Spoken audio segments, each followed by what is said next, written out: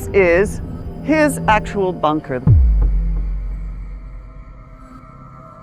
And it really looks like kind of an Aztec pyramid or some Egyptian structure from ancient times. Investigators discovered a sealed Nazi bunker that had not been opened since 1945 beneath a peaceful residence on the island of Guernsey.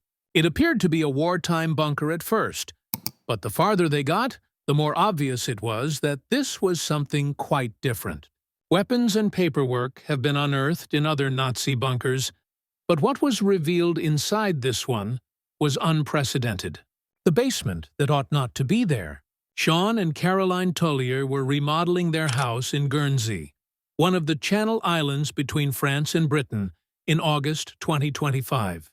Before winter, it was intended to be a brief update. Fresh paint, new wiring, and new flooring. Sean hit a piece of concrete that echoed hollowly while he was working in the kitchen. He initially believed it to be an air pocket. The sound deepened, metallic and incorrect, as he struck again. He used a crowbar to pry at it out of curiosity, anticipating loose dirt beneath. Rather, there was a loud clang from the tool. Something concealed had taken the place of the floor. They both gazed at the tiny opening that formed. A thin layer of metal shone faintly beneath the dust. Sean suggested they clear a bit more to see what it was, but Caroline wanted to stop right away and call the contractor.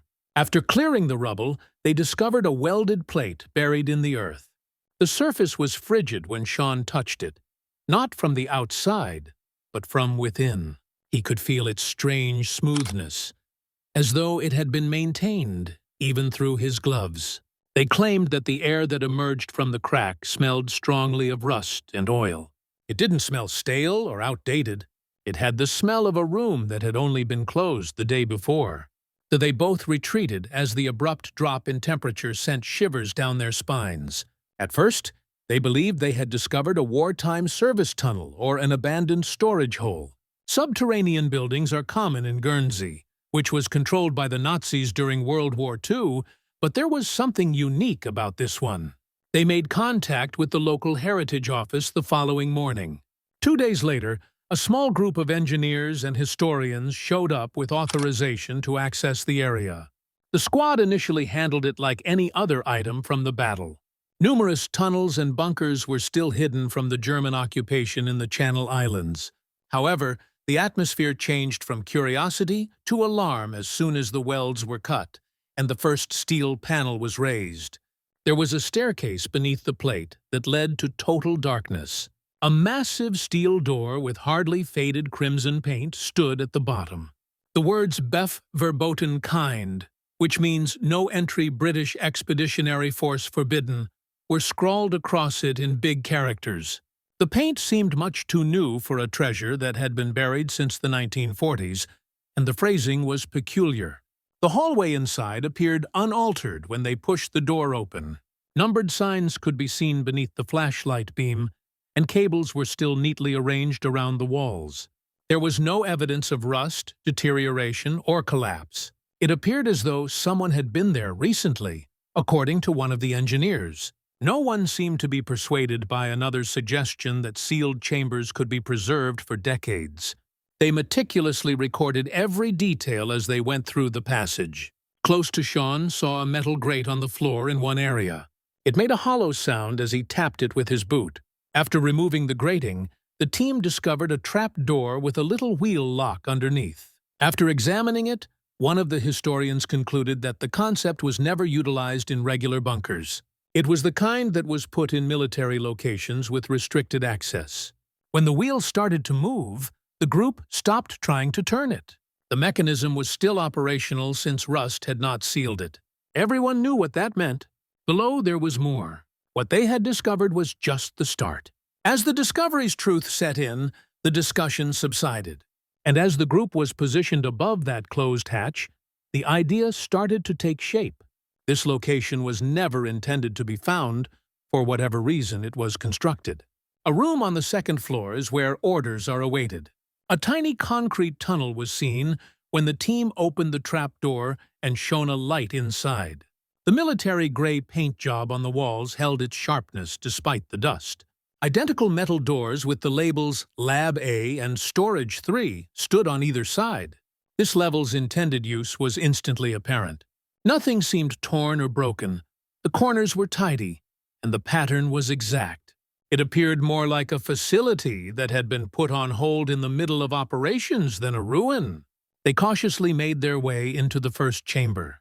It appeared to be a storage space. One wall was lined with oxygen tanks, sealed water drums, and ration tins. Every item had the date 1944 clearly stamped on it. The canisters were ready to use, and the markings were clear.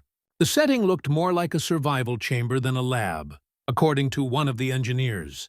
There were merely preparations, no personal belongings, and no indications of residence. It appeared as though someone had been following it in anticipation of an unfulfilled event. More questions were raised by the second chamber, known as Lab A. The instruments were positioned with the accuracy of an active workshop, and the tables were arranged in perfect order. Above the rear wall was a sizable ventilation device. The blades began to move when they were linked to portable power. Even after decades underground, the system continued to function. The engineers looked at each other nervously. The smooth operation of such antiquated equipment was beyond their comprehension. A large metal table covered in maps was positioned in the middle of the space. Throughout the Channel Islands, red threads connected different locations to create a pattern that stretched toward the French shore. Although there was no key or annotations explaining the lines, it appeared to suggest potential pathways.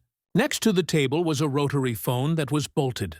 As if someone had attempted to shield it, the receiver was securely wrapped in wax paper. The phone went dead when one of the engineers tested the line, but the cable appeared to be undamaged. There were multiple wooden crates along the back wall. Surgical gloves, syringes, and fabric bandages coated in wax paper were among the items indicated for medical purposes. Next, they discovered one that was different from the others. Versuch's person, NICT, which means test subject, was written on it. Don't open. There were glass jars with murky liquid within. The contents were not entirely obvious. Subsequent accounts stated that the jars contained animal remains and tiny bits of tissue. According to one engineer, he believed he observed a severed limb with metal pins lodged in the bone. The limb was little and slender, resembling a primate. No one questioned the label's translation, but some claimed it was just a trick of the light. They found a tall glass cylinder on its side at the room's corner. Although it had cracked, the glass had not broken. There was a dark thing floating in a viscous liquid inside. As stated by one of the it, appeared to engineers to be the body of a small animal, perhaps a dog or monkey, with a thin metal tube passing through its neck. On the rim of the cylinder was a faint metal tag that said Saprobe, which means special specimen. One of the engineers reportedly refused to go back into the room after witnessing it. He thought this bunker's research had gone beyond using animals. The inquiry had shifted from, "What is this place?" to "Who built it?" by the time they completed categorizing the artifacts.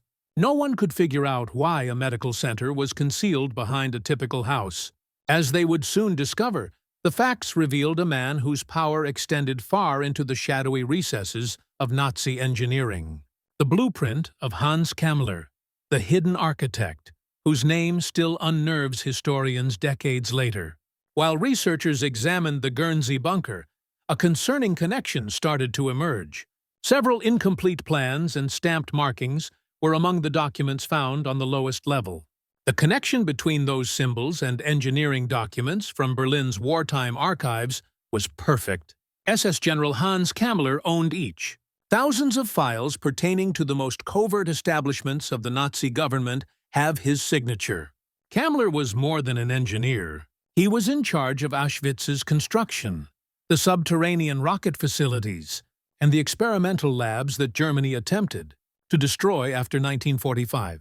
The first concrete indication that this location was far more than a military bunker was the finding of his code on a tiny canal island. There was a distinct pattern to Kammler's work. He was an expert in building constructions that could withstand demolition or, in the event of capture, disappear entirely. Each project he oversaw was shared. The same principle for design: retractable ladders that could be removed from higher floors, escape tubes concealed inside drainage systems, and mirrored hallways to create confusion. The twin corridors in Guernsey had a single point of access and ran parallel to one another, but they were divided by a concrete divider. The cliffs close to the sea were directly connected to the purported drainage outlet. The layout was clearly Camel's to the engineers who mapped it. Researchers tracked Camel's travel logs as the investigation progressed. He traveled to the Channel Islands in 1943 as part of an operation known as Uncon X. Although the documents detailing that expedition were severely redacted, a few lines that survived had the concerning phrase biological trials in the Atlantic. According to historians who examined the fragments, the language alluded to experiments including exposure to the environment and infections. Others speculate that it might have entailed using live humans to test genetic or chemical compounds. No official record explains why such construction would have been done on a small British island under occupation, regardless of its true significance. Decades later, another find in the Austrian highlands close to San Goran revealed the Guernsey layout's mirror copy. Declassified building blueprints under Goosen also showed Mountain Complex 11, a comparable two-story facility. Post-war intelligence files state that Camel's department was directly in charge of the Austrian location, which was a component of a weapons research section. It was impossible to write off the structural similarities as coincidental. The Guernsey bunker was never intended for defense if Hans Kammler had actually planned it. Its accuracy and hidden levels implied that individuals had previously lived and worked there covertly. The crew needed to locate the person who had been inside in order to determine its purpose. The human remnants of stillness, the forgotten crew. The bunker started to feel more populated than empty the farther the team descended. They began recording evidence of the individuals who had previously worked beneath the home as they widened the incision through the lower passageways. Nothing appeared haphazard. At the end of a shift, a lot of things were exactly where someone would leave them. Everyone on the scene was troubled by the fact. The dust on the floor is kept free in a few locations. The shoe sizes were narrow and tiny. They weren't compatible with standard-issue combat boots. According to one archaeologist, they resembled the prints of technical or medical personnel who worked in rooms all day, on patrol. The group appeared to have walked out together, as the prints turned in one direction and came to an end at a junction. A woman's brooch, an SS identity tag, and a picture of a small child grinning at the camera were among the few personal belongings the crew discovered next to a collapsed portion of wall. Someone had scribbled, "For fodder, hurry home," in meticulous German script on the back of the picture. There was silence in the room. The crew was able to visualize the faces of those who had stood here for the first time. A locked metal box was situated against the far wall of a filing room adjacent to Lab A. After careful cutting, the lock eventually broke. Inside were cord-tied envelopes with aged brown edges. A handwritten letter from March or April of 1945 was inside each envelope. The majority were addressed to spouses, kids, or parents in Germany. They were never shipped, since several of them had unmarked stamps. Fear and uncertainty were discussed in the letter. One said, "If I do not come home, know that I followed orders I no longer believe in." Another letter mentioned those who sleep without dying, but was unsigned. The sentence was difficult to pinpoint, according to later historians. Some people think it was a reference to lab subjects who were suspended. Others believe it was a cryptic description of how remains were stored. Black and white pictures of women and children were also kept in the cabinet. Names and years of birth were carefully scrawled along the edge of several. Some pictures were ripped in two.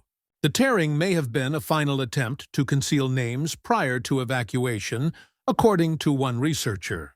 Identification documents and ration cards were present. A child's crayon sketch of a uniformed soldier clutching a red balloon was at the very bottom. Even though it was tiny, the room was altered by it. The families of those who had worked here were waiting for them. No one on the squad could agree on the tone of the chalk message that someone had scribbled on a doorframe next to the intersection. "We will return." It might have been a pledge to co-workers. Whoever discovered this location might have been in danger. All of the data suggested a quick and well-planned evacuation. Doors were closed, papers were secured, and belongings were folded. Nothing appeared to be looted. The people within the bunker had finished their work and departed with a strategy. The sea route and cargo that was prepared for transfer were specified in the letters. In the notes, the phrase kept coming up. When the team forced open a sealed bulkhead marked Experiment 5, the mystery of what that cargo was became even more pressing. The room behind it would eventually show what these individuals had been concealing and getting ready to send away. Eternity is projected by the core chamber. The engineers encountered a thick metal bulkhead labeled Experiment 5 Stringaheim Top Secret as they arrived at the last part of the Guernsey bunker. Bolts and welds were used in multiple levels to seal the door. It took more than 2 hours to cut through.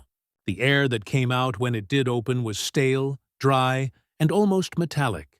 They initially believed it went to another lab, but what they saw beyond it was different. The walls were lined with lead plates and radiation-containing viewing openings made of toughened glass. This chamber was obviously not intended for use in medical research. It was designed to accommodate something much more hazardous. The interior appeared to be charred.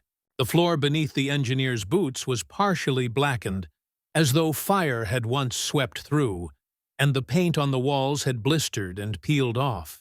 The instruments, however, were undamaged. They reflected glimmers of glass and copper under the flashlights.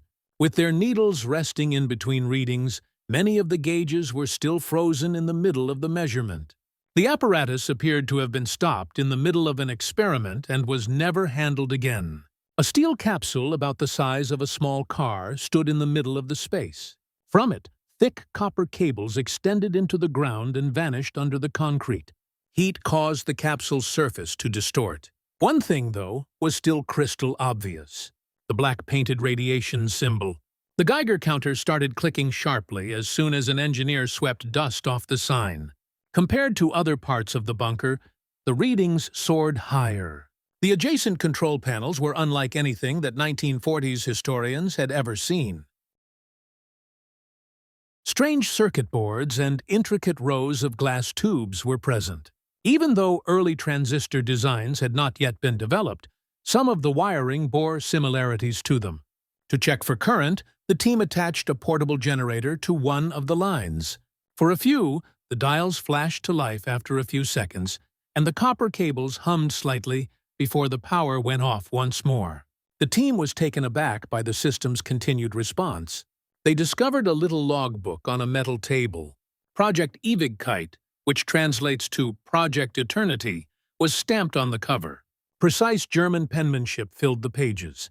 The entries detailed efforts to stabilize an atomic core that can react continuously without decay.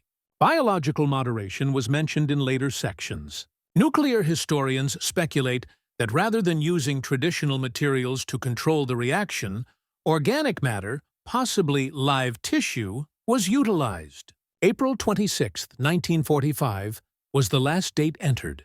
The following sentence was blacked out and said, "Core stable. Exposure minimal.